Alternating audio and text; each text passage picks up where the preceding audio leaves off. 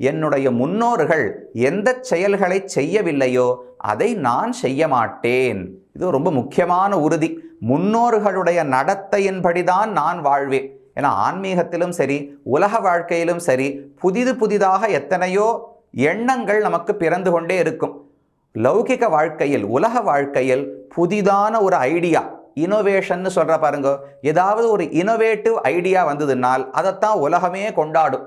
ஆனால் சாஸ்திரத்திலே பக்தியில என்ன ஒரே ஒரு முக்கியம் என்றால், முன்னோர்கள் எதை செய்தார்களோ அதை பின்பற்றித்தான் செய்ய வேண்டும்.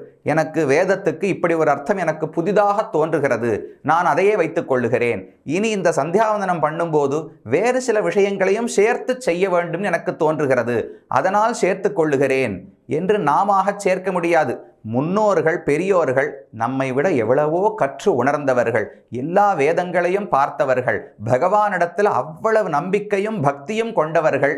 எதை செய்தார்களோ அதை நாம் பின்பற்றினாலே போரும். உண்மையில் சொன்ன போனால் அவர்கள் செய்ததை குறைக்காமல் நாம பண்ணாலே பெரிய சாதனை செய்திருக்கோம்னு அர்த்தம். அன்றைக்கு இருந்த ஆச்சாரம் இன்றைக்கு நம்மால் கடைபிடிக்க முடியவில்லை. அன்றைக்கு எவ்வளவு கோவிலுக்கு உதவினார்களோ, கைங்கரியம் செய்தார்களோ, அந்த அளவுக்கு நம்மால் நேரம் ஒதுக்க முடியவில்லை.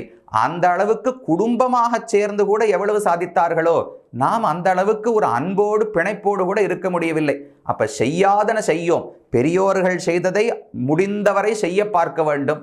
அவர்கள் எதை செய்யவில்லையோ, வேண்டாம் என்று விலக்கினார்களோ, அதை நாமும் விலக்கிவிட வேண்டும். நான் வேணா புதிதாக பண்ணி பார்க்கிறேனே என்று பரீட்சை செய்து பார்க்க வேண்டாம்.